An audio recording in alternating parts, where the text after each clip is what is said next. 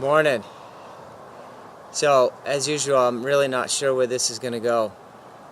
I've had all these ideas and inspiration the last couple days, and this morning, lots and lots of stuff, and yet I know that if I just start with authenticity and honesty, that it'll just flow and my head will get out of the way. So I really have no idea what this is going to turn into. I've been feeling like it was going to turn into a workshop, a little mini workshop, and you know what, I think it is.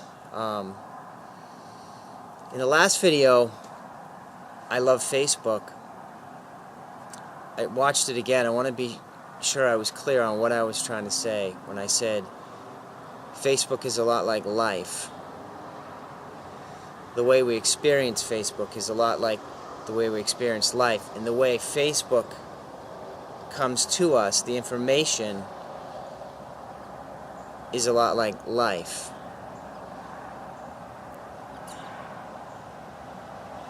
What I meant is where we put our attention, what we put our focus on, that's where our energy is.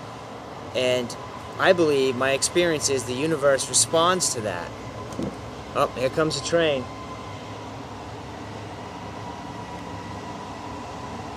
And like I said in the video, if I spend all my time watching the news, watching Fox News, watching CNN, and consuming that information and that energy, which, let's be honest, is pretty fear-based, is pretty black and white, is pretty...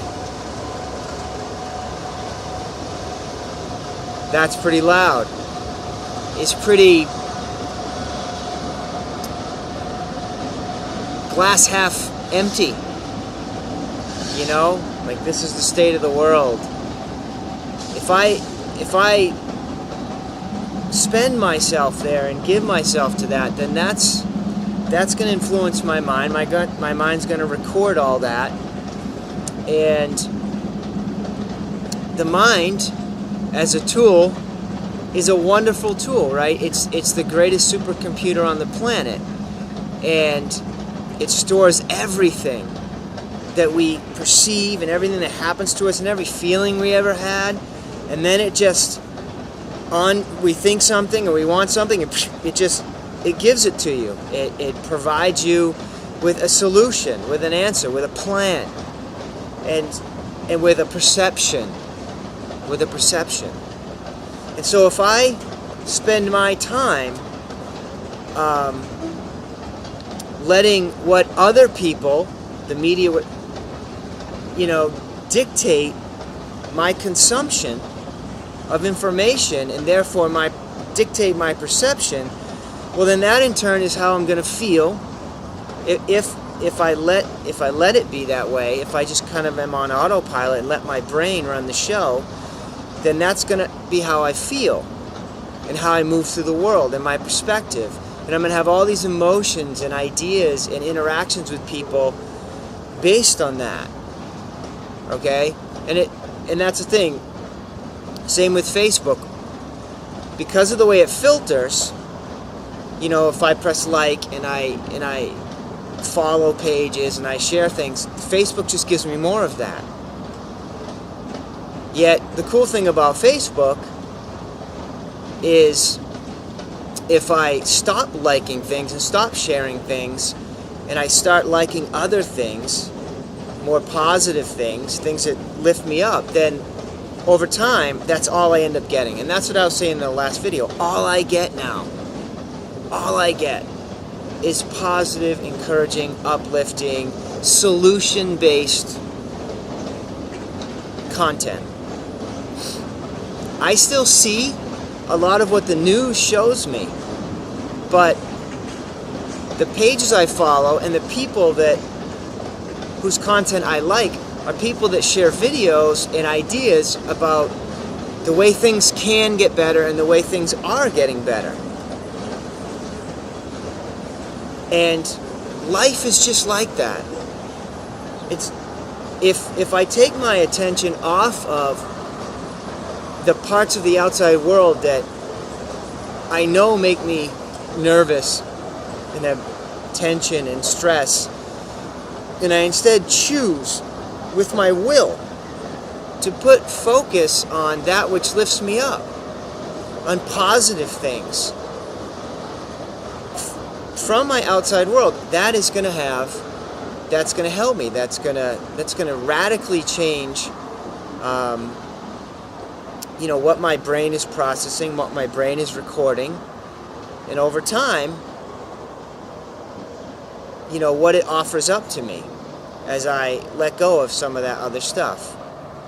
Thing is, though, what we're talking about here is external input. The problem is you've got a lot of stuff wired in there from everything.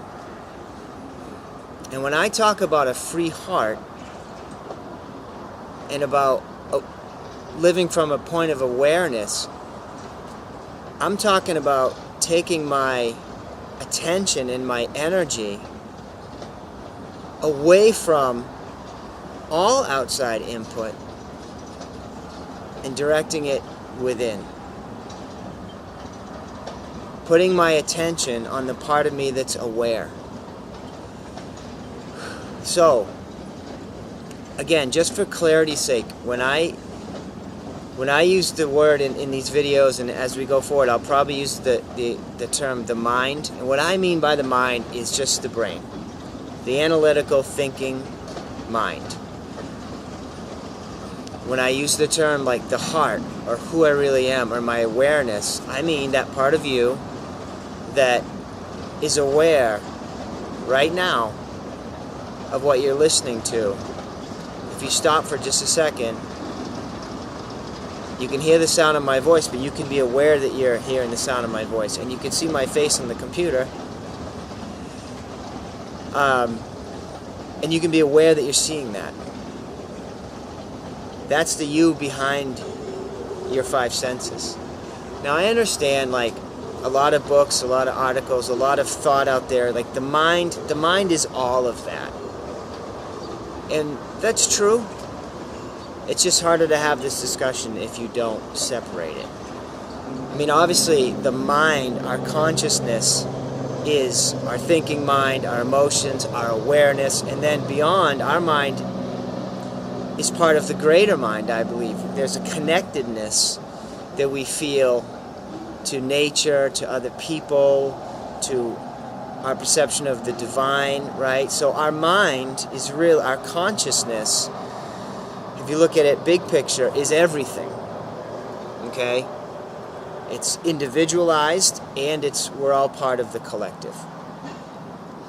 Yeah.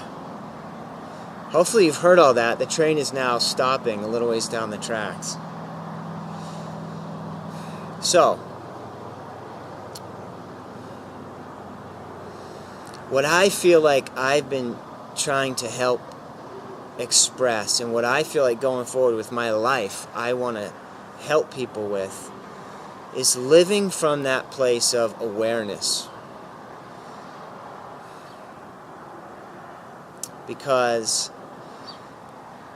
the mind, which is beautiful and useful, but it's limited, right? The thinking mind is limited by what? By what it's taken in up to right now. So as we move from now moment to now moment, the mind, right, has only, it's a record of the past. It's all this stored information and ideas and perceptions and emotions from every now moment up to this now moment, which is constantly changing, which in a sense is eternal. It's one long stretched out now moment, but we perceive time linearly, so the mind is a record of all that. And so it's limited. It's awesome, it's a great tool, but it's limited. And, the mind also can give you a projection to the future. It can anticipate the future, right? It can make you fearful of the future because of its past experience, or it can make you hopeful, very hopeful. You can use the mind to get very excited about the future, but it's limited.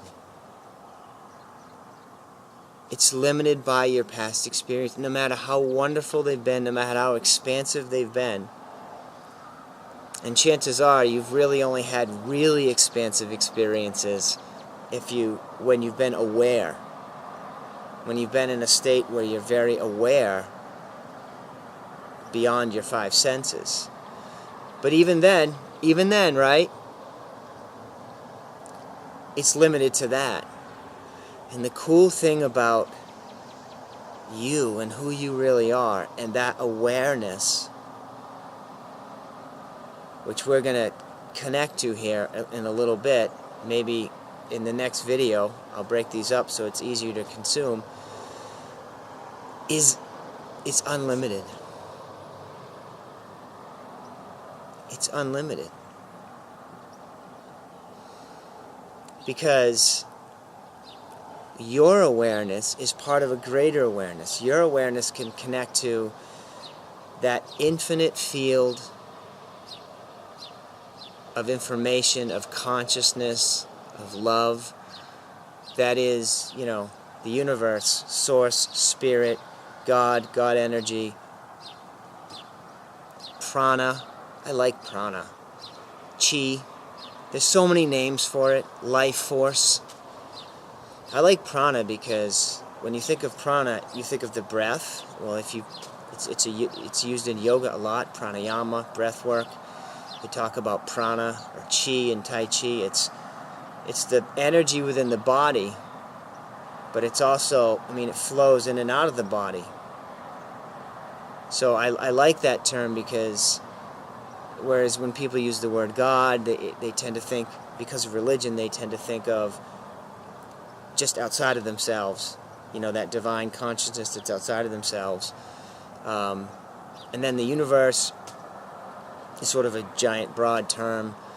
Use the term spirit or source, and for some people that sounds really new agey and weird. But it's all talking about the same thing. And that you is connected to that. So when you live from a state of awareness, which is meditating, meditation simply means to watch, to be aware, you connect to that. So often living this way starts with practicing meditating, sitting still with your eyes closed. Because if you aren't in the practice of living from that space, and well, let's stop right here and just say, how do you know? How do I know if I'm living from that space or not?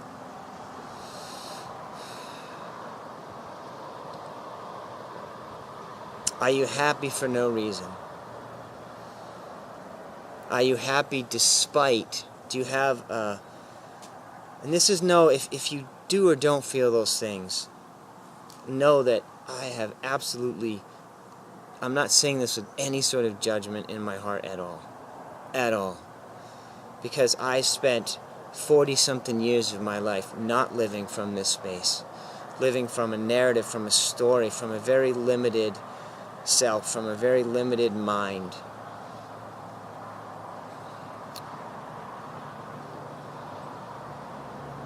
Well, absolutely no judgment here. Maybe we'll get into some more of my story a little bit later. But if you don't feel joy for no reason, if you don't live with a sense of peace underneath all that may be happening, despite the things that happen, the things that come up in life, if you can't quickly return to a space of peace and joy, well, then you're probably not as connected to that awareness as you'd like to be.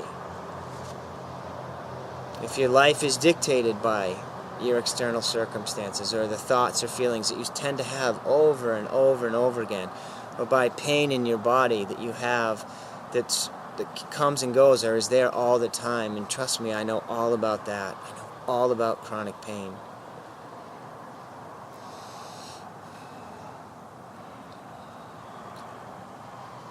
So, if you don't feel that sense of peace and joy, that sort of permeates your life. Not that you're blissed out all the time, but underneath it all, that's just there constantly. Well, then I'm glad you're watching this, because that's what I feel like. I finally found my way to that place, and I just want to share that. And so I've spent a fair amount of time meditating, sitting still with my eyes closed. And that's a great way to start, because when you close your eyes, obviously, you decrease the amount of sensory input into your brain, like, tremendously. And if you're in a quiet space, or you put earplugs in, now you can't hear anything. Or if you have headphones in, maybe right now you have headphones in listening to this, in the next video we're going to meditate, and all you're going to hear is my voice and nothing else.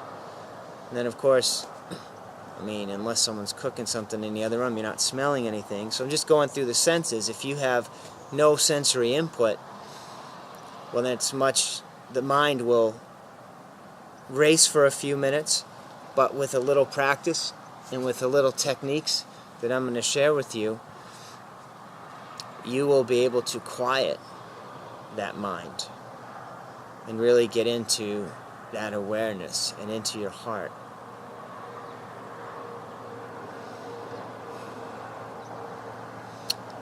And so, to wrap up this introductory video, why do this? Because life is so different from a place of connectedness, from a place of awareness.